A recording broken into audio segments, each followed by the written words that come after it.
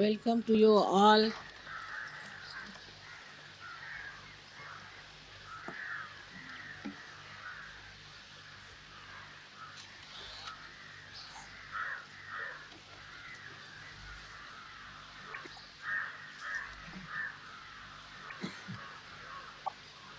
It has been a little bit delayed, but just now they have informed me that the plane is delayed even much more, so I thought it's better to have the puja now.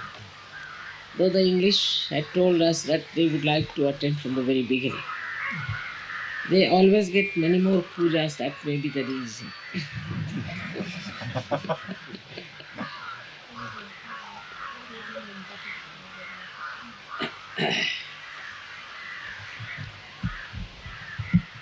So now we have all arrived here and we are going to start this pilgrimage of traveling together. Uh, the journey is of a very subtle nature, and if you realize why we are here, we'll understand that all this creation is watching you all. It is trying to help you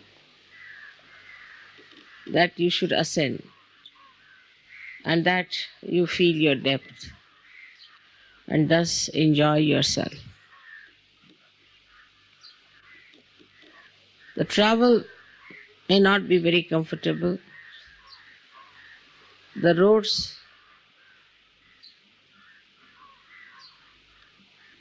are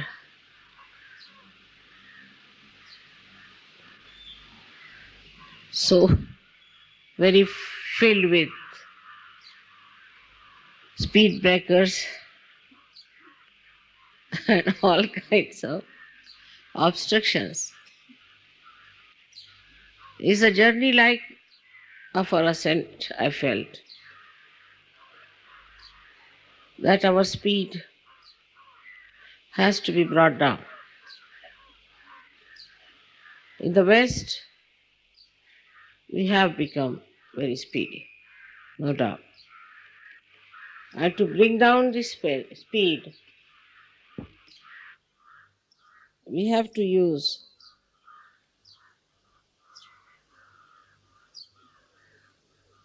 meditative process that we feel our peace within ourselves.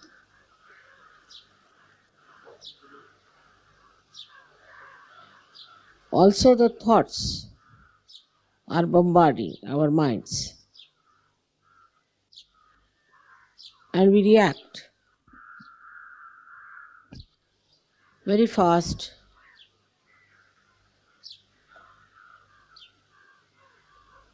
to others and to these thoughts. So one has to be aware, one has to be knowing what is happening within yourself.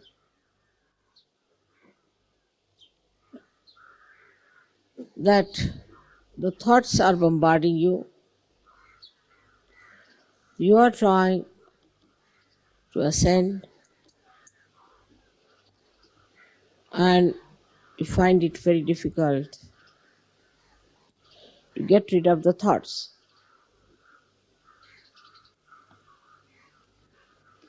The thought process can start by your conditioning or by your ego. Only two problems.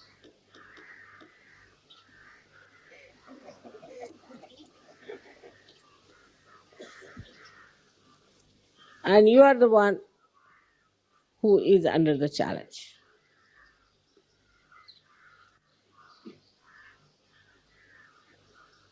So you have got these simple people in the village who start watching everything, but they do not react. If you do not react, then your thoughts will give up. So the first thing should be to watch yourself that you are not reacting, but you are experiencing and enjoying the silence, the subtleties, the beauty, the glory of your being as well as whatever is around you. You don't have to force yourself to break this habit, but just to be on the watch out. It's not necessary to talk too much about it also.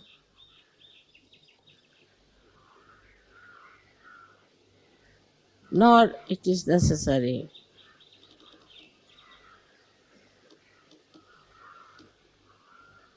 to think about anything. Because supposing you see a tree, so it's a tree only. What are we going to think about it? And whatever we may think about it, it's going to be the tree. So there's no harm in appearing a little bit stupid, doesn't matter. But this is the basic thing, is that when we start analyzing, we are breaking our own nerves and poisoning our own mind and brain. So to watch something without analysis, without thinking about it, is reality.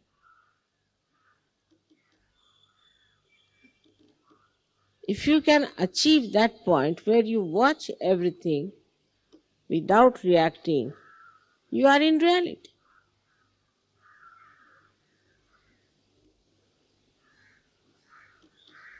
And then only the penetration into the subtleties of your surroundings, of your relationships, your friendships, the whole universe dawns upon you.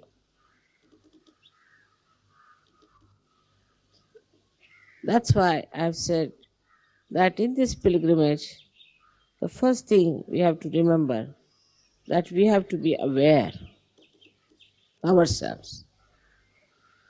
But when you are only thinking about others, how others have to behave, they should do like this, that leave it to your leaders to break their heads. That's not your job. It's a headache for them, I know, but they have to do it. It's all right. But why do you want to break your heads for nothing at all?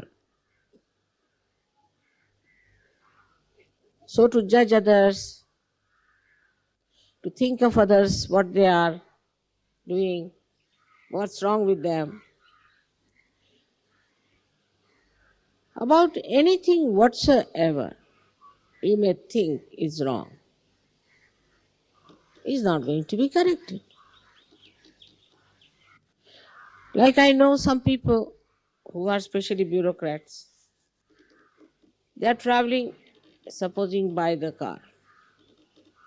Then they will say, I think, you see, this road should have gone this way.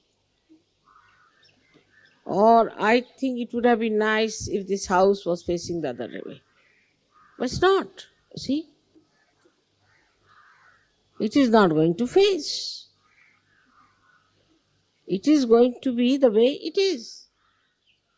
So what is the use of wasting your brain, your mind, your thought in suggesting something which doesn't work out. And never going to work out either. So when we start like, I think these trees should have been little taller, but they are not. I think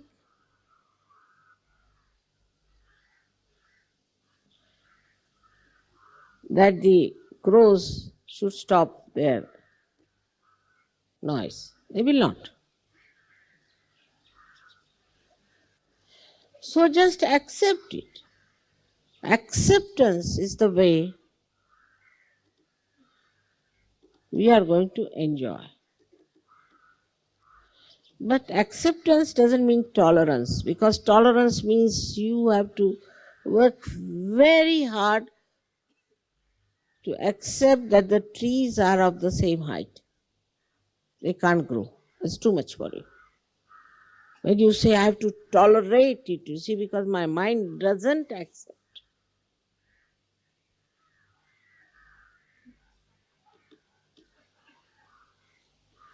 So, acceptance as it is, whatever you see, acceptance. And that is how people grow, I have seen, those who start accepting. That's the sign. That's the sign of their strength and their depth, like the propensity of this Mother Earth. She is what she is.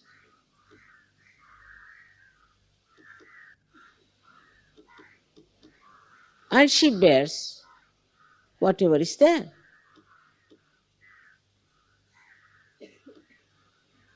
If you put a heavy thing on her, she'll put equal and opposite force and bear it. She doesn't say, I'm tolerating it, I'm exerting any pressure. But she's just accepting.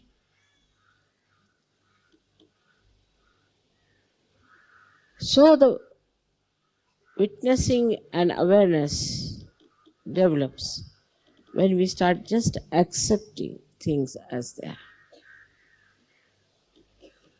I think doesn't work out.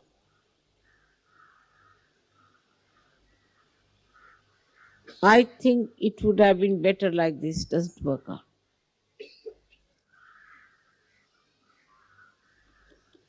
Then second problem is I like. Now, I like to eat a cake, but there is no cake. What to do? Now, whatever is there, enjoy it as a cake. But if you go on thinking like that, I like whatever is not here, you can never be happy. As simple as that. You have to say, I like whatever is there. I enjoy whatever is there. Then that's the reality. Whatever doesn't exist, if you like it, so what can anybody do about it?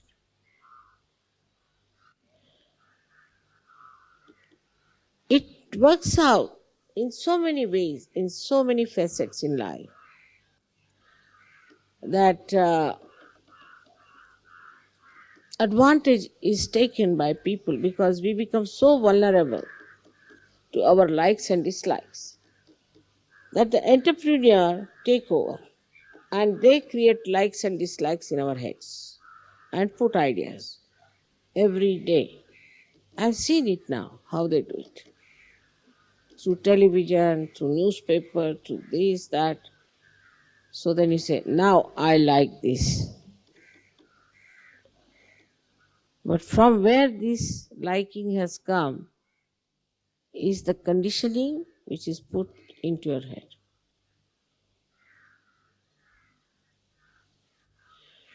So you are a slave of that conditioning.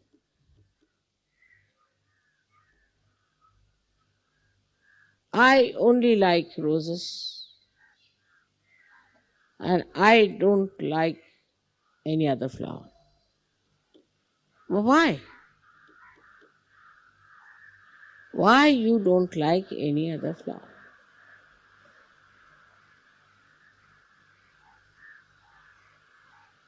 And for such things, whatever we have, we miss the joy.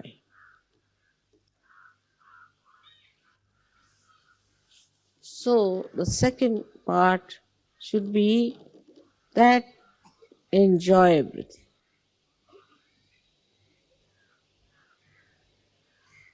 Why am I here?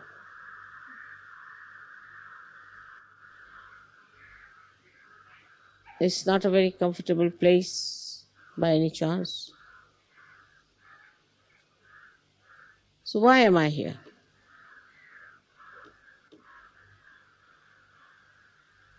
To enjoy each other. To enjoy your own being. The more divergence you have outside, appealing to your ego and conditioning,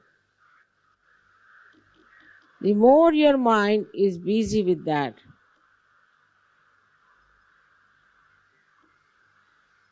then you cannot enjoy anything. So come to the other conditioning, which is very subtle. That I am an Englishman, or I am an American, or maybe even I am from Derbyshire, and then I am from another shire. And then better form a group. The grouping starts. In a subtle way, it is a kind of an insecurity.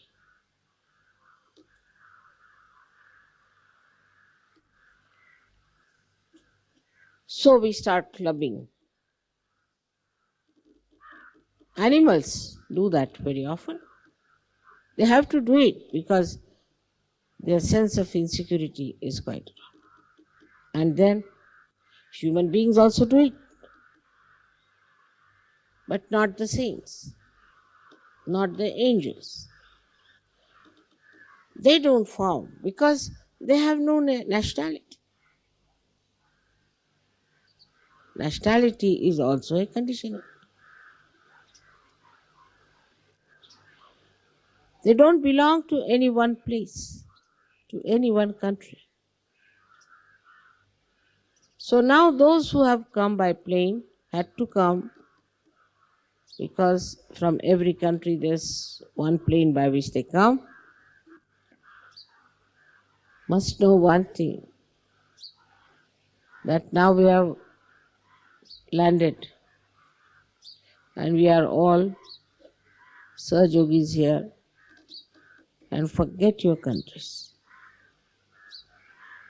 Forget them. And mix up with other people.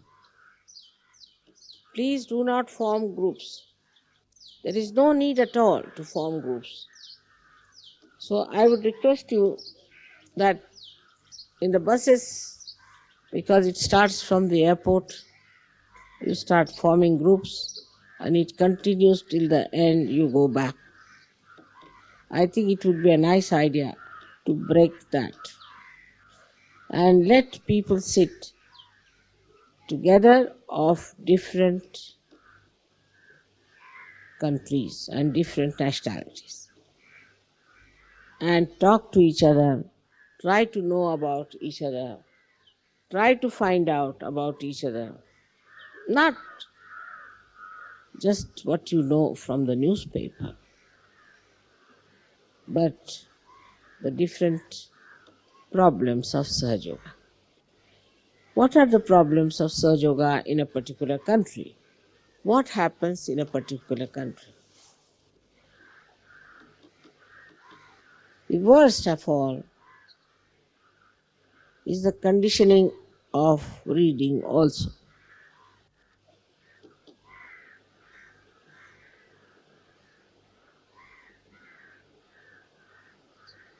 Reading without light is useless. And some people still have a habit of remembering something they have read and a kind of a show off, as they say. It's better to listen to others. Let others talk. In Sahaja Yoga, on what subject you'll discuss? I don't know. How can you discuss on anything? Now you see this one as a green thing. Now what can you discuss on this? You will say, all right, it's green, but there is. Then another one says, no, this is green, but. One may go on like that, madly. There is no need to discuss in Sahaja. I just don't know what are we going to discuss. You know everything. You know how Kundalini rises. You know how chakras are cleared out. You know how you get realization. You all know who catches what, and you know that how it affects. Now, if that is the fact, if that is the truth, that is what it is, what are we going to discuss about it? Discussions are over now. You are agnostics, you are knowledgeable people. You have the knowledge. But the knowledge that you have is shared by every one of you. At the most, you can talk about your experiences. You can talk about your relationships, how you have enjoyed. But there is nothing to discuss in Sahaja Yoga. I have heard about people who are discussing.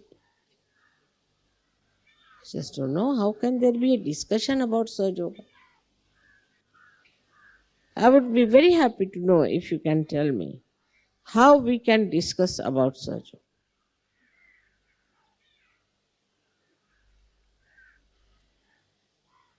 So, we have to remember that whatever we talk, we should talk about our experiences, about our enjoyments, our happiness, everything. And not to discuss it and analyze it, because that would kill the joy completely. There's no joy in it. Discussion is just trying to show that you know better than the other, or you can give another opinion. In Sahaja Yoga, there is no another opinion. If somebody has a Nabi, he has a Nabi. What another opinion you can have? So, then we finish with different kinds of arguments and discussions and things. Maybe somebody goes off the track, maybe. But you all know he's going off the track, so what's the use of discussing it? You all know what he's talking is off the track, so it's all right. You come to the conclusion, yeah, we know. But to discuss it out, there is no need. Once you know and it is in your awareness, the Paramchaitanya will take care of it and you won't have to bother at all. How to correct, how to mend it, what to do. That's not your work. You just leave it to Paramchaitanya and it will work. So here we have come because this country has been very much blessed by so many saints and yogis. And you can see it in the people how they are.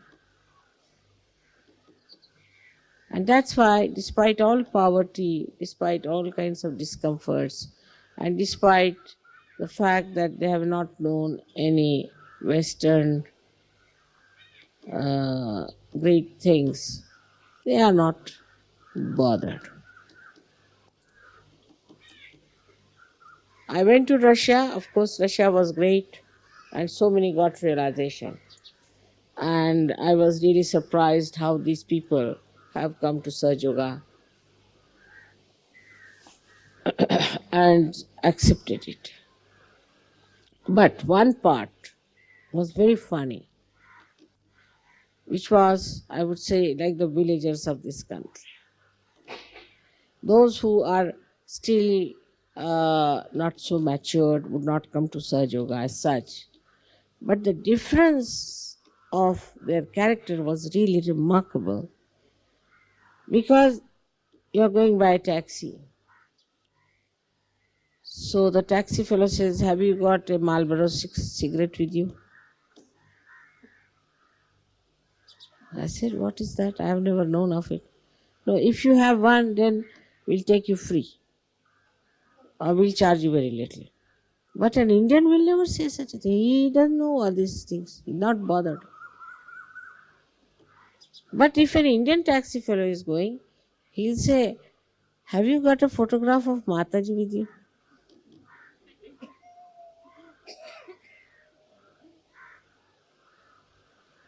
That's a big difference.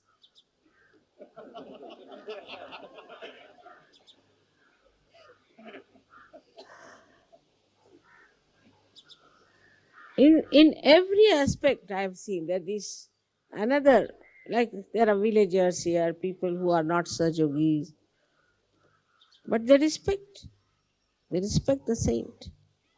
To them, saint is more important than anything. Nobody will ask you for anything. Never. Even if you want to give them, they will not accept.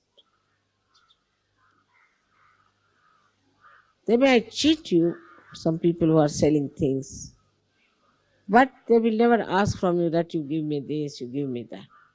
That's not done. So basically I think there is a difference which we should understand. That materialism works much faster in the West than in India. Much faster. And one has to be careful on that point. I'm bringing you down to that point now. That are we getting lost into materialism?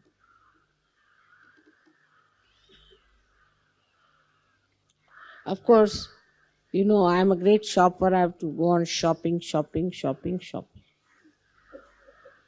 And I shop for all of you. And I've been shopping, no doubt. But the difference between my shopping and the shopping of so many is this, that if I'm shopping, I'm going there because I know I'll get things much cheaper, much better. All the good things would be there available because I'm there. I'm sure of that. And all the best qualities will be available very easily.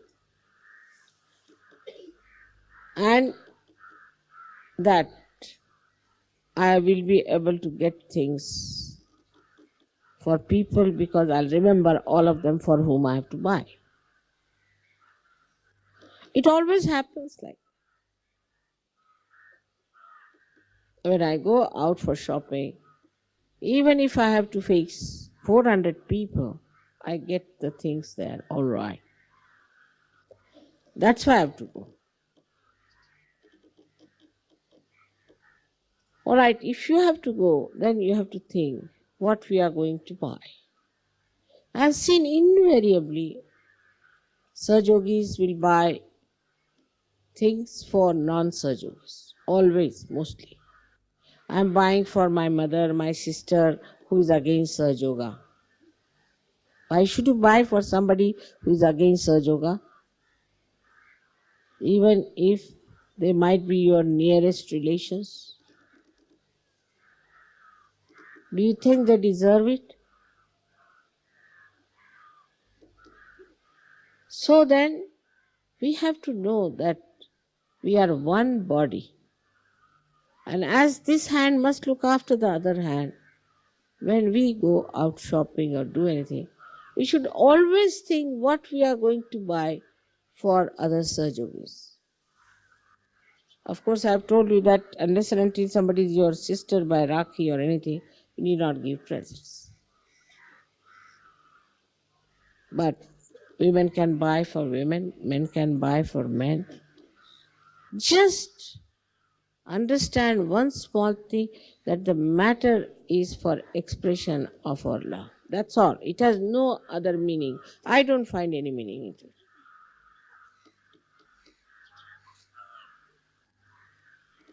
So instead of buying for, when people travel from here, they go as traders. I've seen. Of course, you come as traders also.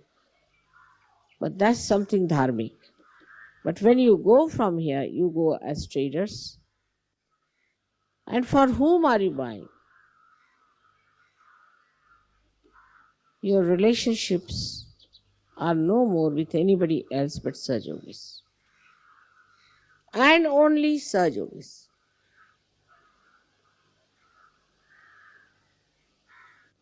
Whether they are Indians,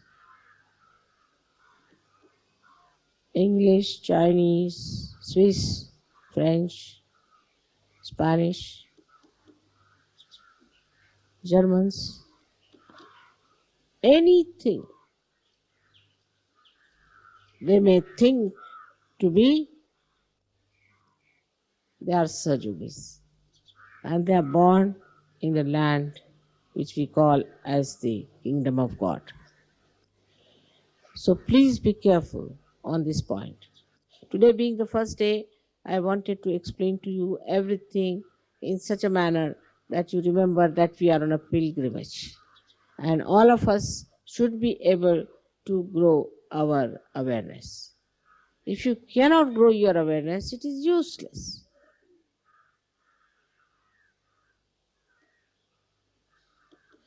Once you start thinking like that, you'll be surprised how much you will gain and how much you'll achieve.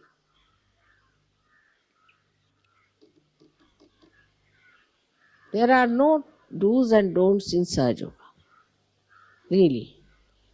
And I don't think we have much disciplining either of any kind. But it is Sahaja which some or other disciplines you.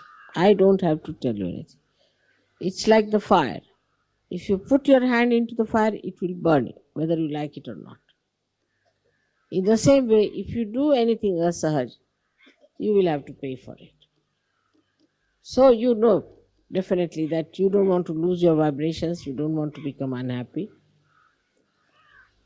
But this time with a very deeper understanding and reverence to yourself and to your ascent, you have to take a very joyful, serious attitude.